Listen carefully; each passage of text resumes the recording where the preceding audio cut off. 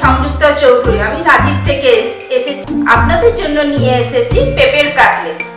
চলুন দেখে নেওয়া যাক পেঁপের কাটলেট করতে কি কি উপকরণ লাগবে। পেঁপের কাটলেট করতে লাগছে পেঁপে সেদ্ধ। আমি পেঁপেটা সেদ্ধ করে জল ঝরিয়ে নিয়েছি। আলু সেদ্ধ, পেঁয়াজ কুচি, বিস্কুট গুঁড়ো, লঙ্কা কুচি, বেসন, লঙ্কা গুঁড়ো, হলুদ গুঁড়ো, ধনে গুঁড়ো, জিরে গুঁড়ো, নুন, চিনি। আর ভাজার জন্য লাগছে ঘি আর সাদা তেল। চলুন তাহলে শুরু করে দিই পেঁপের কাটলেট। প্রথমে পেঁপে সেদ্ধটা বাটিতে ঢেলে নিয়েছি। এরপর এর সাথে দেবো আলু সেদ্ধ, তারপর দেবো পেঁয়াজ কুচি, তারপর দেবো লঙ্কা কুচি। লঙ্কা কুচিটা কিন্তু আপনার যে যেমন ঝাল খান সেরকম পরিমাণ অনুযায়ী দেবেন। এরপরে দেবো হলুদ গুঁড়ো, তারপর লঙ্কা গুঁড়ো, দেবো ধনে গুঁড়ো, তারপর জিরে গুঁড়ো, এরপর পরিমাণ মতো নুন ও পরিমাণ মতো চিনি। এরপরে সব কিছু আমি একসাথে ভালো করে মেখে নেব।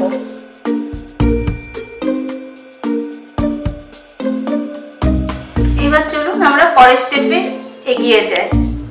আমরা বেসনটাকে একটু নুন দিয়ে আমি গুলে নেব। অল্প অল্প করে জল দিয়ে গুলবো যাতে খুব বেশি পাতলা না হয়ে যায়।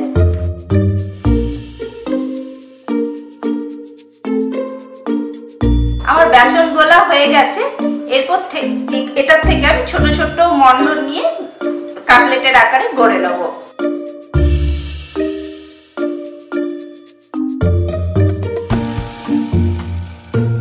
এরপর এগুলো আমি বেসনের গোলায় ডুবিয়ে বিস্কুটের গুঁড়ো মাখিয়ে নেব।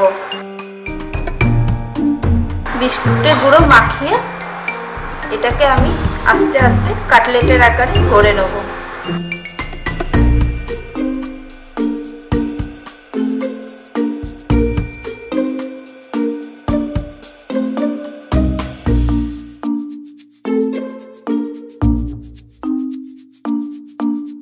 আমি ততক্ষণ হাতটাও পরিষ্কার করে আসছি আর তেলটাও গরম হতে দিয়ে দিচ্ছি।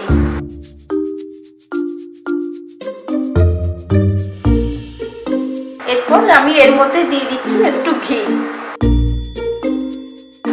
এরপর আমি এগুলোকে বিস্কুটের গুঁড়ো মাখিয়ে কাটলেটের আকারে গড়ে নিচ্ছি।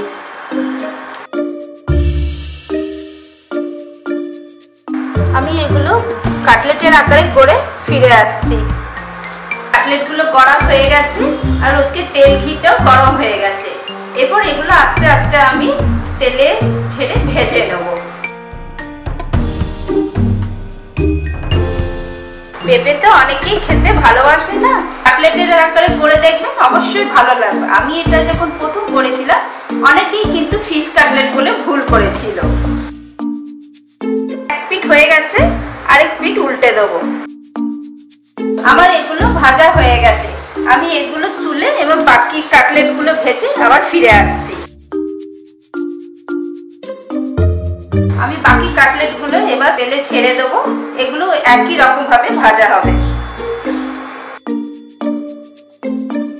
এবার আমি নামিয়ে নিয়েছি। এবার এটাকে আমি গার্নিশিং করে নেব।